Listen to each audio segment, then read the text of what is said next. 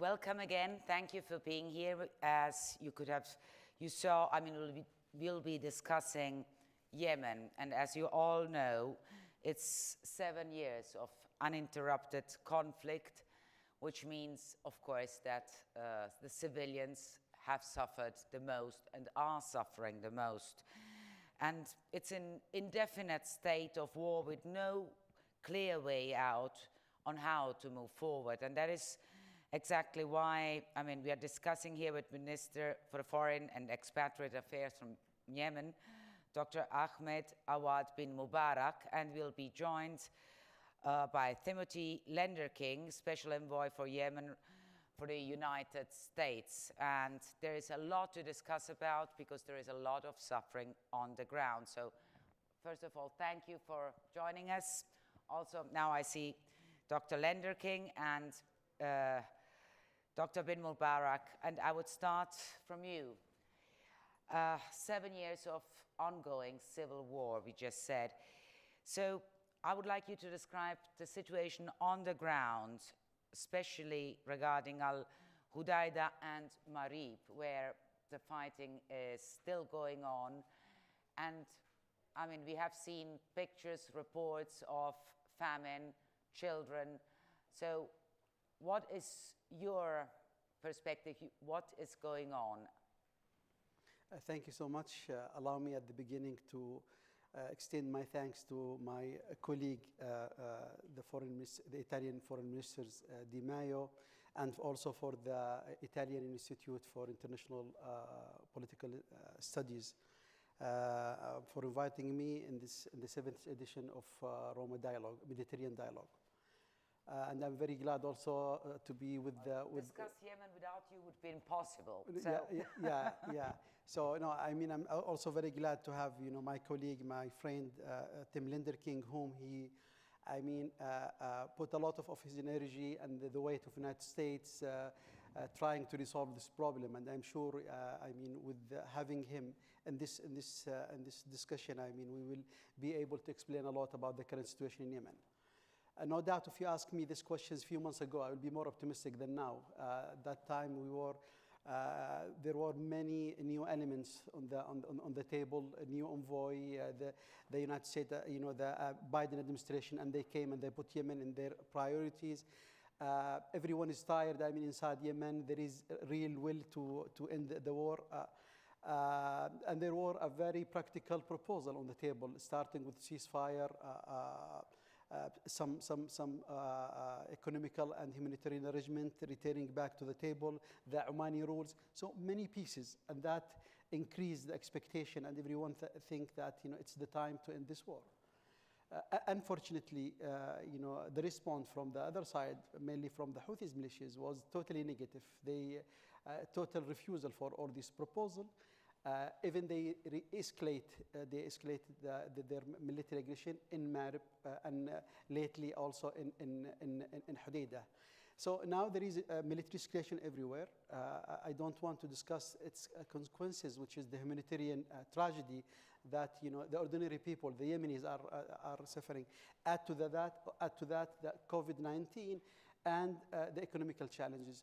So it's really difficult, the situation. It's really, now there is hope, there is a new envoy. He is now exploring all the possibilities to resume the political talks. He was in Aden, he came, I met him there. He visited Taiz for the first time. He went to the West Coast, but yet not with the Houthis in Sana'a because they didn't receive him yet. So we will, cooperate with him. We have, our position as Yemeni government that there is no military solution for this conflict. At the end, we as Yemenis, we have to sit on the table and we have to resolve our problem. We are ready to do that. After all what Houthis did, we said they are most welcome to join the table. They have to respect just one constitutional principle, which is that all Yemenis are equal. No one has any no one is superior or have divine right to rule the rest of the Yemenis. It's basically, you say, we agreed on a ceasefire, it's the Houthis that don't want to sit down at the table. Yes. Timothy Lenderking, so I would like you to bring you in immediately. It's 1 year after President Biden's initial appeal to end the conflict through a new diplomatic approach. But here we are hearing that it went into a stalemate. According to you, which are the steps that need to be done and what went wrong, according to you? Well, thank you very much, Maria. And again, let me echo the thanks of His Excellency, the Foreign Minister toward the Italian Institute for hosting, and thank you all for being here. It's very important, I think, in such a gathering to have a session on Yemen. So I'm very glad that we're devoting the time toward this, and I'm sorry I can't be there in person, but delighted to be here virtually. You know, the Biden administration, of all the regional conflicts back in February, decided to highlight Yemen. And there were several reasons for this. Not that it was somehow easier than anything else, but it was the combination of the fact that a realization that there is no military solution, as His Excellency just said, and that the humanitarian situation is as dire as it is. So, you know, again, it's a staging ground where Iranian influence plays a major role. And I think the administration felt that with the appointment of an envoy and taking this initial first step, which was to undesignate the Houthi organization as a terrorist organization, something that I think the administration hoped would be received in a positive way in Sana'a, as an indication that the administration was taking a different path from a more hardline Trump administration, which did not prioritize a political solution as much as the Biden team did. So, and to answer your question specifically in terms of what went wrong, I think the issue is that all of those factors that the foreign minister just outlined are still at play. And for anybody who I think felt that there was going to be an easy solution or a quick win in Yemen, I think was not viewing the situation realistically. I do believe, however, that with the decision of a handful of people, there could be a ceasefire in Yemen.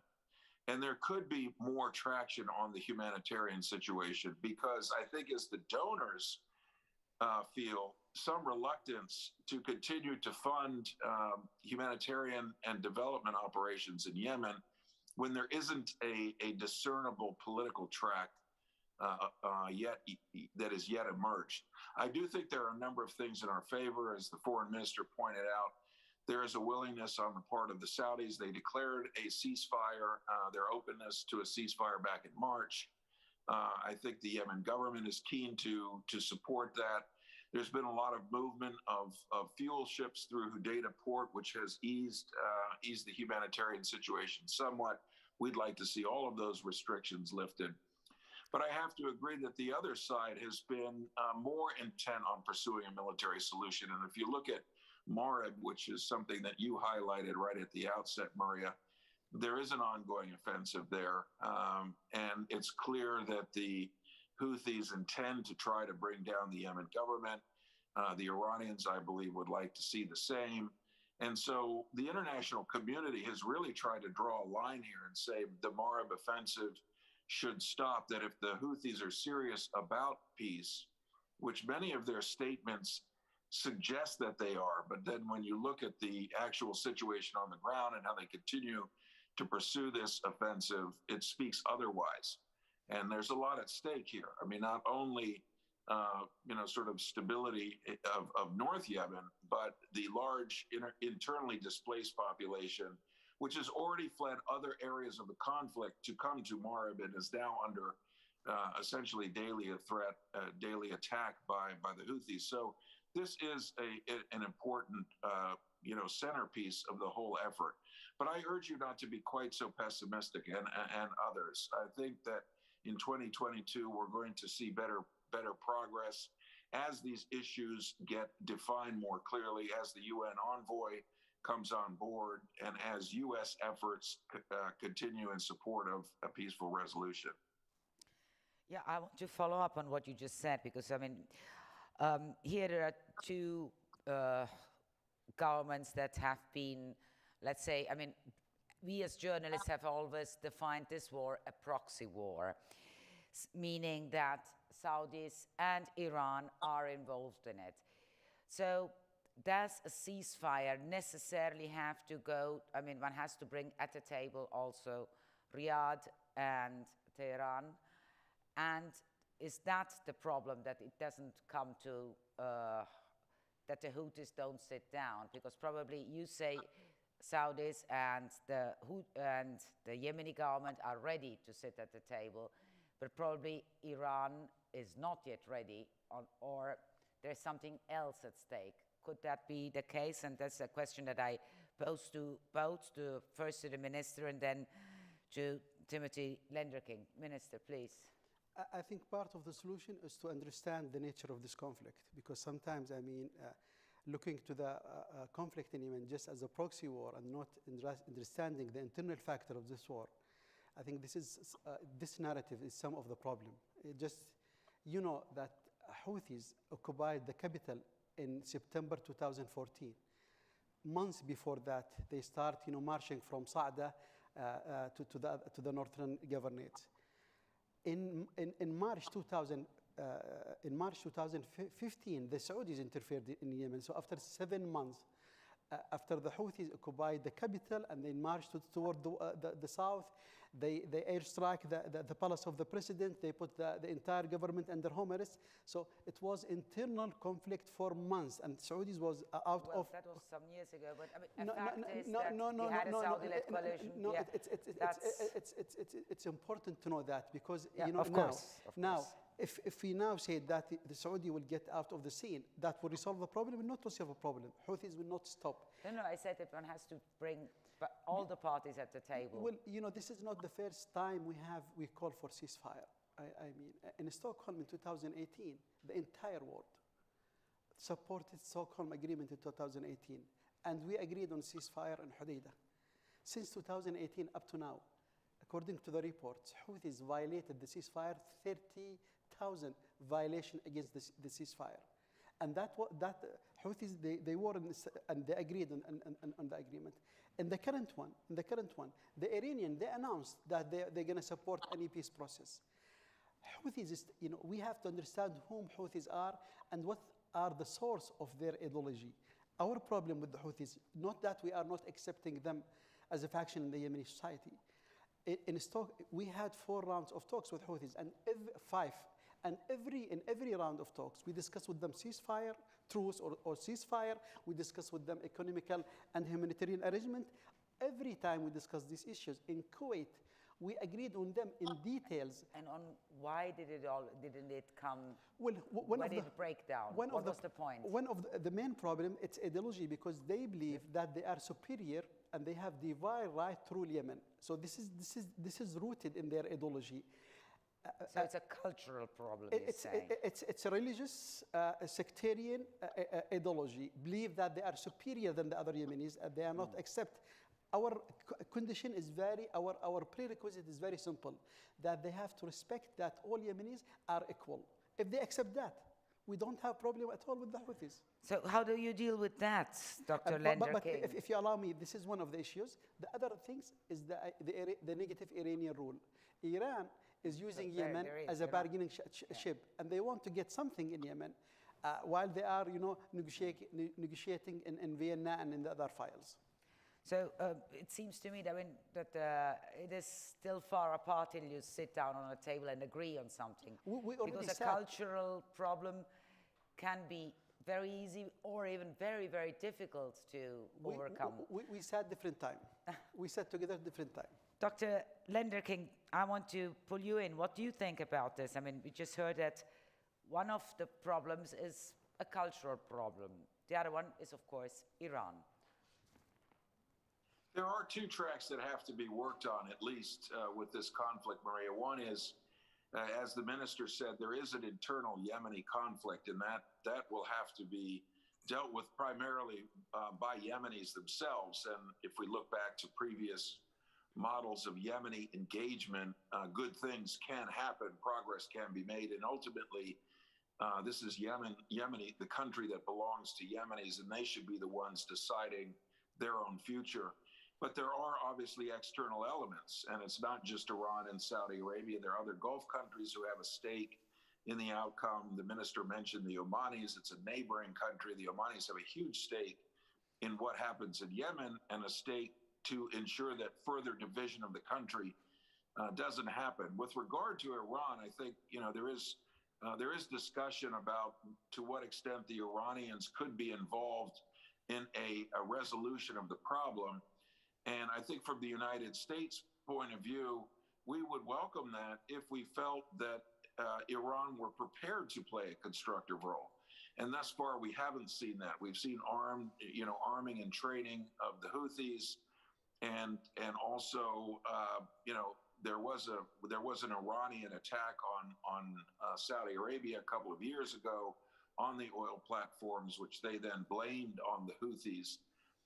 So we haven't seen that their role is a positive one. If you look at even the comments of the Hezbollah Secretary General in Lebanon, trying to hype and fan the flames of the offensive in Marib, that's not helpful. So, and there's a great deal that's at stake here. I mean, it's not just that piece of real estate of Yemen, but it's the waterways, the vital waterways around Yemen, the Bab el-Mandeb and the Straits of Hormuz, which are not just for the passage of oil and energy resources. This is the world economy. This is world trade, up through the Red Sea and the Suez Canal. So there's a lot at stake here for the world, and that's why the United States under this administration has decided to put more of an emphasis on this conflict. This is not just a remote regional conflict among tribes that nobody's ever heard of before. This has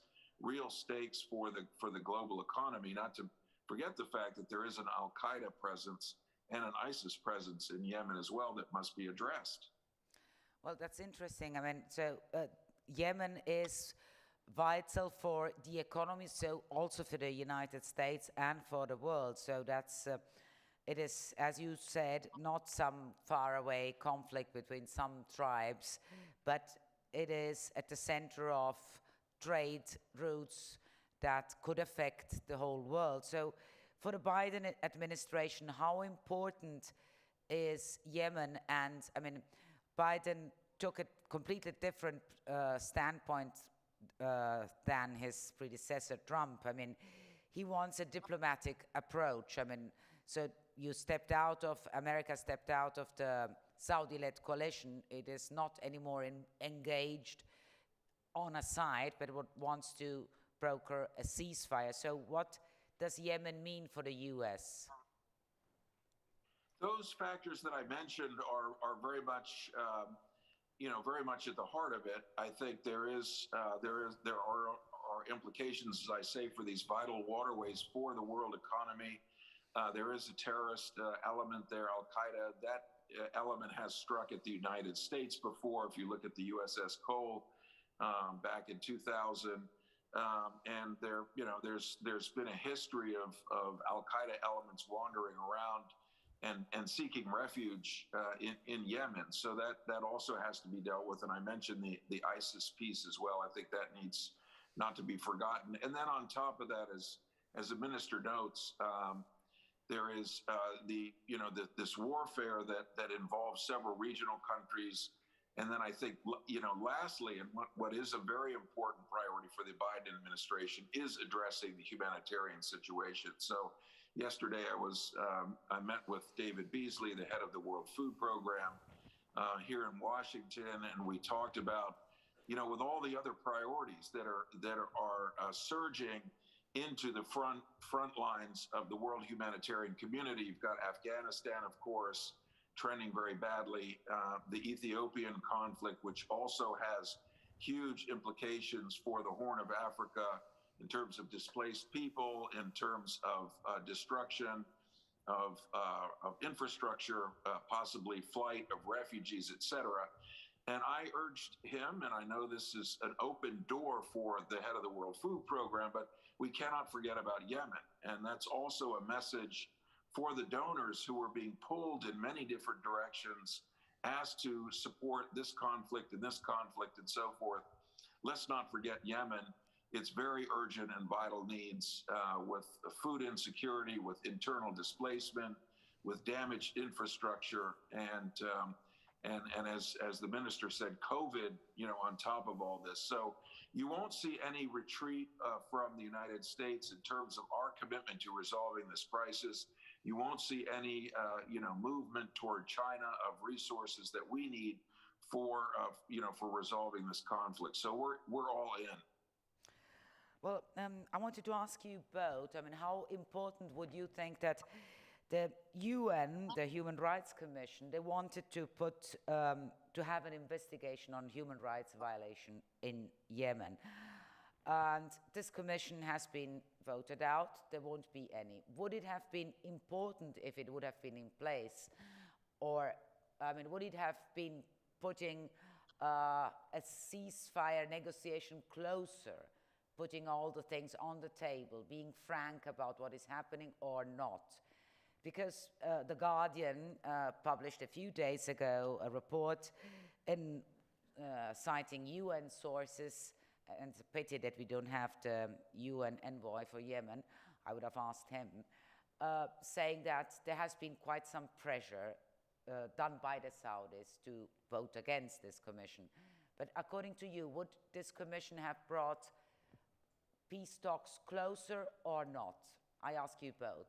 First, you, Minister. Well, we, as the Yemeni government, we have the Human Rights Commissioner has an office in Aden, and we are dealing with all their mechanism. They have free access for all information. They can do an investigation, and we are dealing with them, and we are cooperating with them. We think, if you are, referring to the prominent experts group, we think that some of their works have been politicized. So, but the panel of experts belong to the Security Council, the Sanction Committee. Also, they have free access, and their reports. You will have a lot of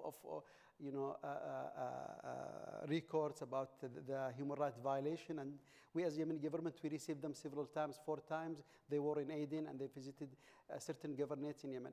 So bringing the human rights violation, we as Yemeni government, we welcome that. But we have an issue with that prominent experts and we discussed this during the Human Rights Council. So it's a problem of the people that have been put up.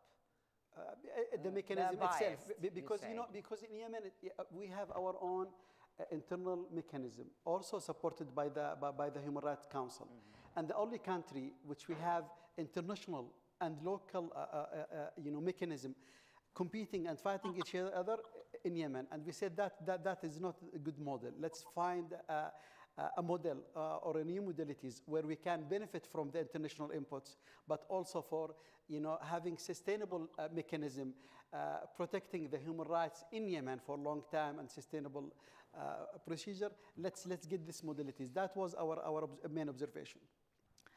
Dr. Lenderking, what is your point? Would this investigation, this commission, would it have been useful? Oh, absolutely.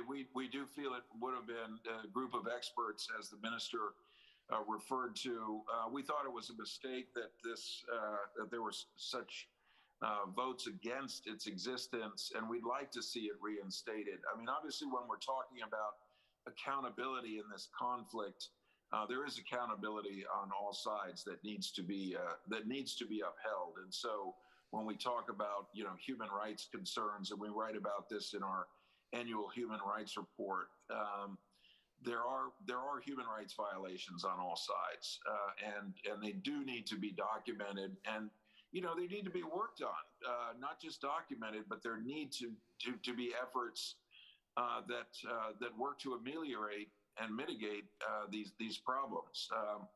And so we would like to see the group reinstated, as we think that anything that sort of points toward accountability for the various parties is important in this wartime conflict.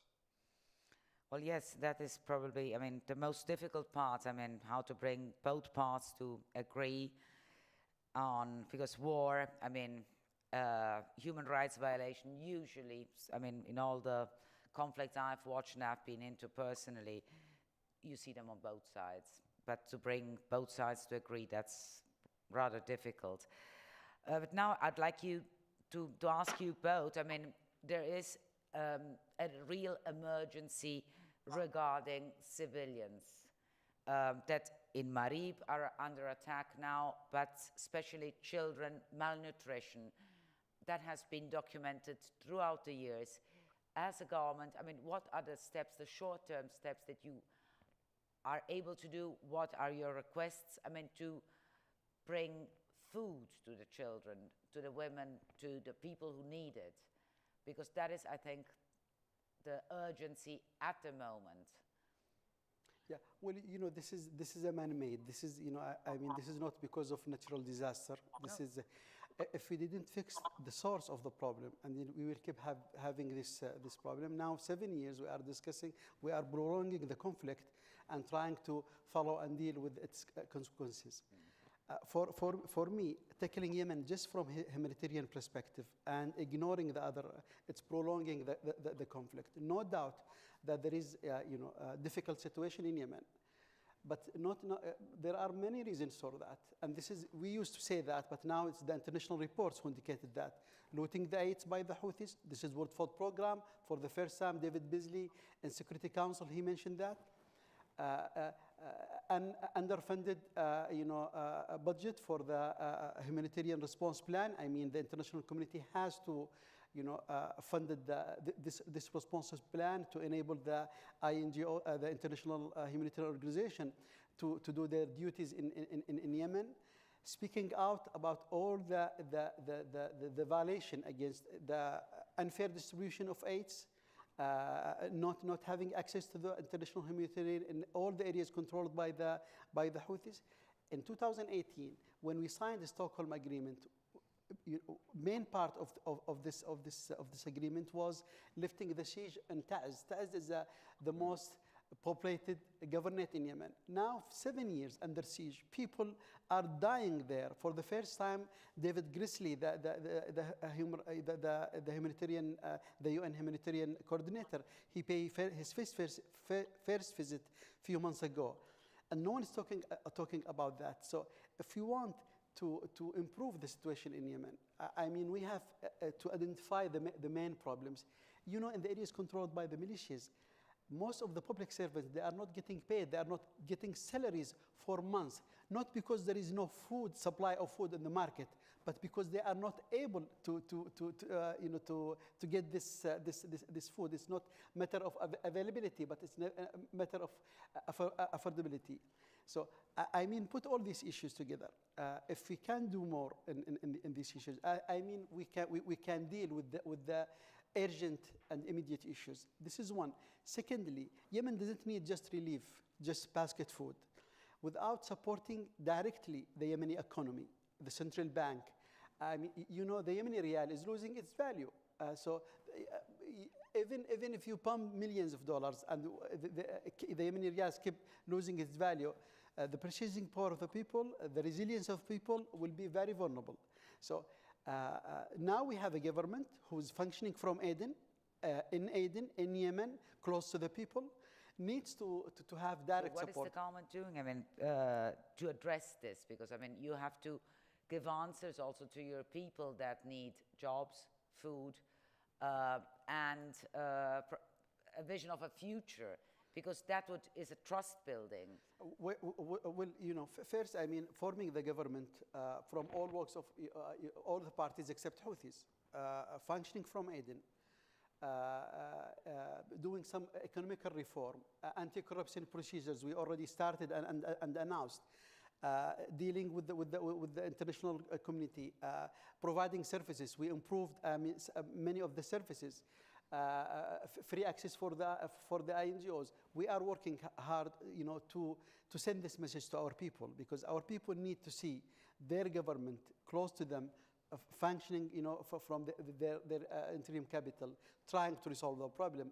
Although the challenges that we have in our plate is too much. Without support from the international community and from our neighbors, I mean, it will be an impossible mission for this government. Dr. Lenderking, what do you think are the priorities, and how can one tackle, I mean, this kind of emergency that, I mean, is giving answers to basic human needs?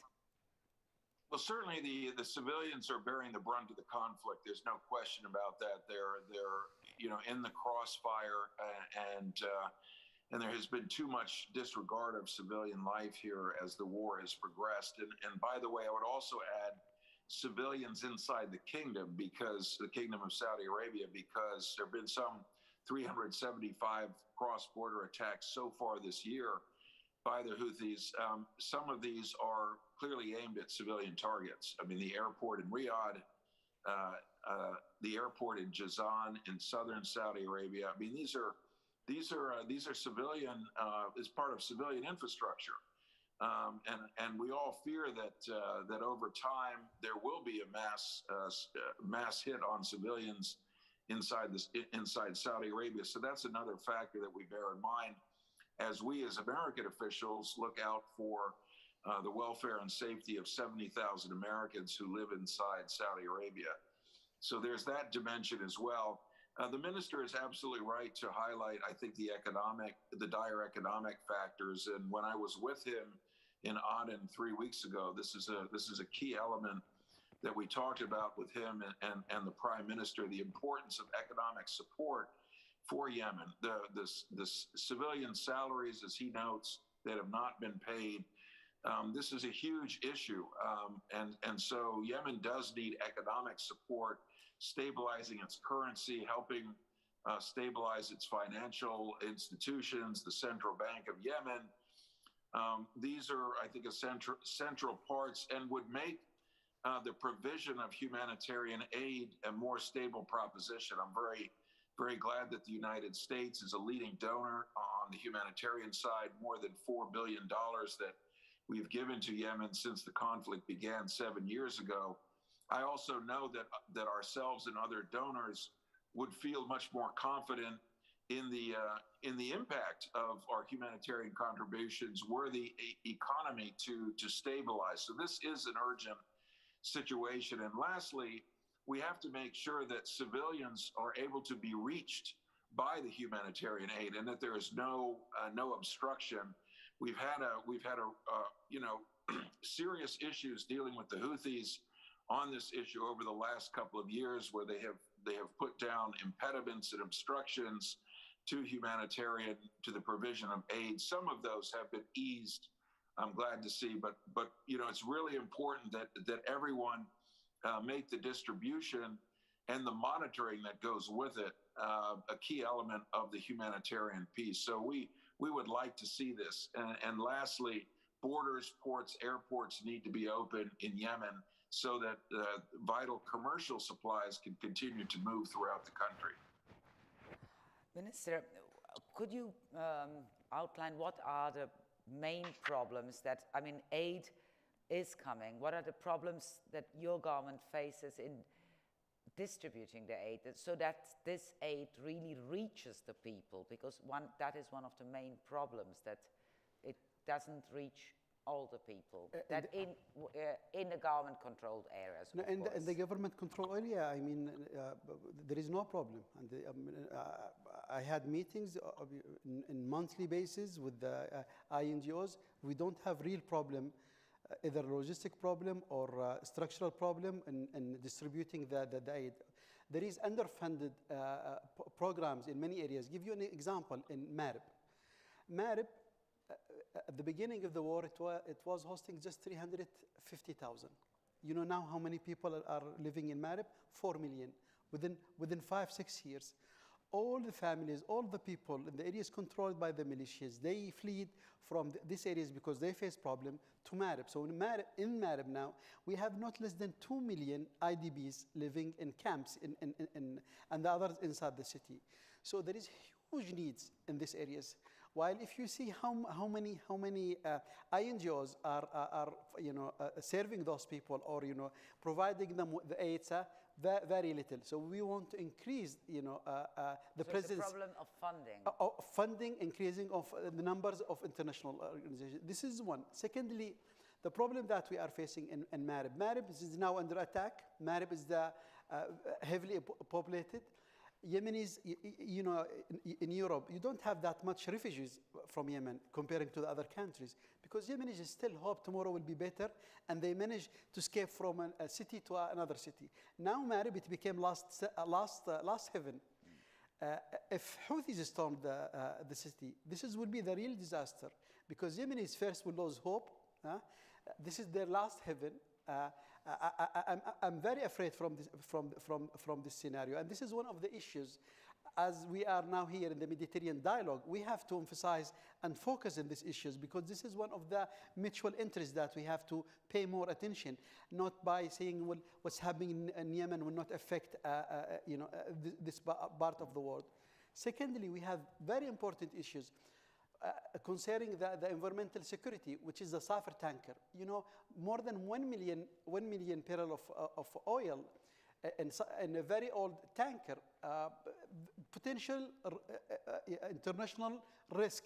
If that split out or any explosion happen, will affect the Red Sea, and it will reach the Mediterranean. Houthis now for 5 years refusing to give access to the UN teams, technical teams, to evaluate the situation of the tanker and to do the required maintenance. This is second issues, I think, concern both of us, I mean, in the Red Sea region and the Mediterranean. The third very important things, which is the international maritime. Houthis look to the threats that the sea mine and the land mines that they are throwing in the sea, and this how affect the international maritimes. This is issues. Yes, you can see it from our perspective as Yemeni problem, but this is affecting severely the region and the entire world.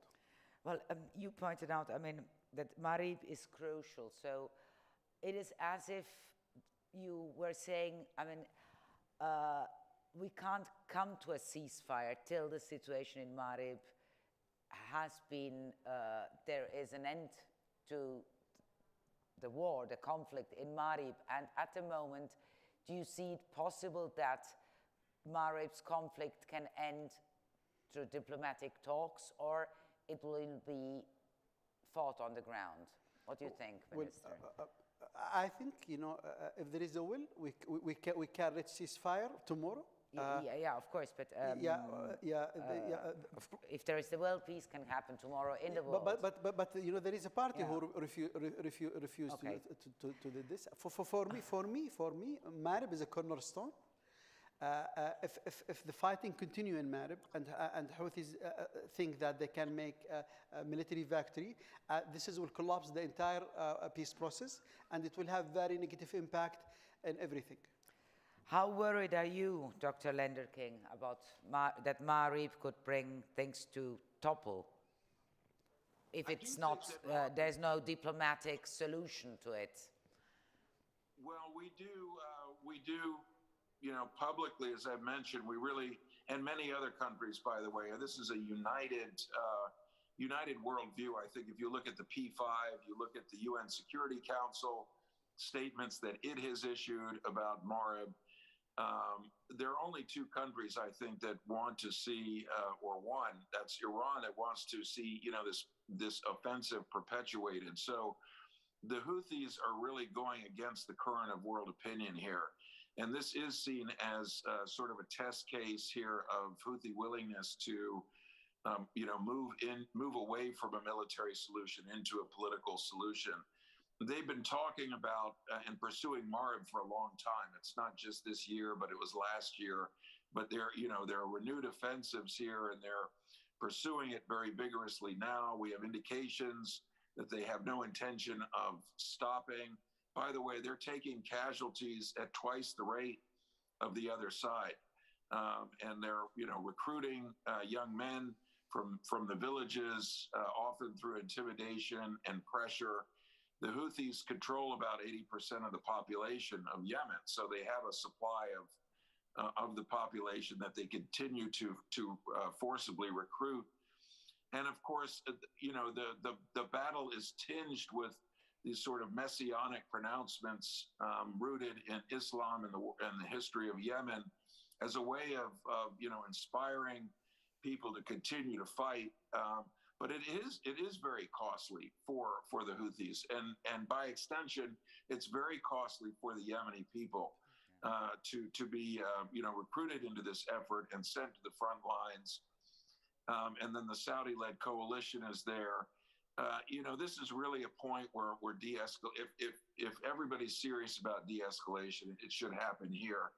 I'm skeptical that the Houthis will, internalize that, but I think their pursuit of a military solution is exposed here in the Marib conflict, and there is a lot at stake. I think, as the minister points out, we need to use this diplomatic space while we have it to continue to drive for a political solution. That's where our efforts, the UN efforts, the efforts of the GCC, the Gulf Cooperation Council, whom we've spent a lot of time with in the last few months, particularly going back to Secretary Blinken's meeting with the GCC ministers at the UN General Assembly in September. We will do that again soon.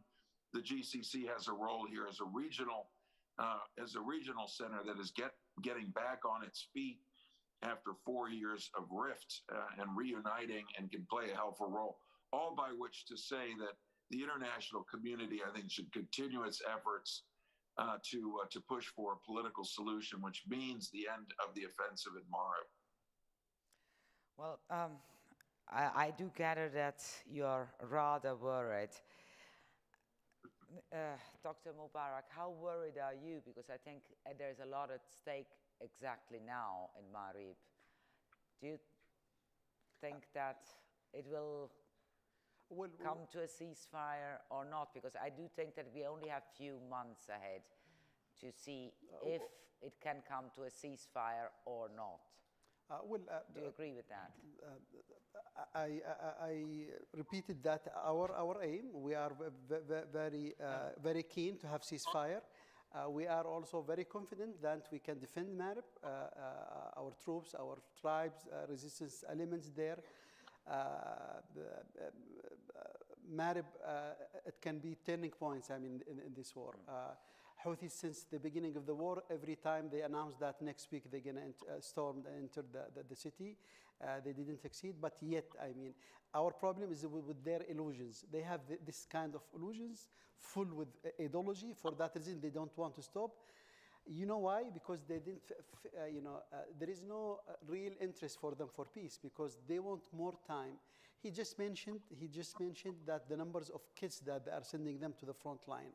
If I share with you just what type of materials that they are teaching now our kids at the school or at the summer course, what they call it summer course. Last summer, they announced that they recruited 60,000 Yemeni kids. And if you see, even when they teach them math, calculation, it's about how much they're gonna kill American, Jewish, the other Yemenis, the other schools of Islam. And this is what concerns us even more, the humanitarian tragedy that we have now, even more than the life that we loses, which is important. Of course, fundamentalism is there and it will spread. We had the same things in the 90s with the Taliban's on maths. And no one is paying attention to that, because even if we end the war tomorrow, this is something will stay with us generation to come, and we will suffer from it. For we have real interest to end the war, because we don't want that to expand. We concern more about our social fabric, about the future of our kids, the education. So we will work, we will not spare any efforts to end this war. So any chance, any opportunity for peace, we will jump to it. Since we are here now in Rome, last question to you both. Of course, what could Europe's role be? Is there, this is a regional conflict that has implications, as Dr. Lenderking told us, reminded us, worldwide. Can Europe have a role? Is it having one or not? Definitely. Political, economical, humanitarian roles. First, I call for an integral or integrated approach, because now it's only humanitarian concern and approach. What I'm calling for is more political, economical, and humanitarian approach, and this is the time, the right time to adopt this comprehensive approach, not just one angle. Politically, I mean, we need Europe to voicing that and to send strong message to the Houthis and to the Iranian. Economically, I mean, they have to expand their coordination and cooperation with the Yemeni government, current government, and make some balance in their donation between the relief and the developmental projects. We need to see that, because will give hope to the Yemenis. Did you get answers to those questions? Sorry? Did you get any? Well, we are trying. Okay. You know, I made two European tours. I can say that, you know, I noticed change in the narrative. People start to see this from different angles. The messages that they start to sending to the Houthis, it's pretty strong. We need more. And use all the tools that they have. You know, I appreciate very much, I mean, Biden administration, they start sanction the financial networks of Houthis. And this is one of the soft cards that the international world have. And this will not affect the ordinary people, but this will send a strong message to the hardliner within the movement. Dr. Lender King, I mean, Biden's approach is also sort of forcing Europe to, let's put it, quotation, sort of take its own responsibilities in the area. It's a very different approach from Trump's muscular approach. Do you think, I mean, what should Europe's role be, according to you, in this situation? I'd call it muscular diplomacy, which is to say that we are very much, coordinating with the EU countries, both the EU as an institution and then individual countries. You look at the role that, Sweden plays, very active. Their foreign minister has been to Yemen, to Sana'a. We talk regularly to the Dutch, the French. There are a number of countries. They're also donors, as the minister said. Let's not overlook the Safar tanker, which is an issue that which the minister highlighted, which is a combined UN, US, Yemen government, EU, member states effort to get those UN inspectors on board that ship to assess and to figure out a plan to get that oil that's sitting there and could slosh into the Red Sea at any moment, causing an environmental disaster. That's just another area where we in the EU cooperate. So this is a very important alliance, and I think there's really no daylight between us and the European countries in terms of our determination to see this conflict resolved and bring the resources that we have to bear to apply to it. Well, our time is up, and I thank the audience who stayed numerous to listen, and I thank Timothy Lender King for being so frank as usual and giving us the insight, and of course the Minister for Foreign Affairs from Yemen, bin Mubaarak. Thank you so much. Thank you so much. Thank you very much. Next year in presence. Thank you. Thank you.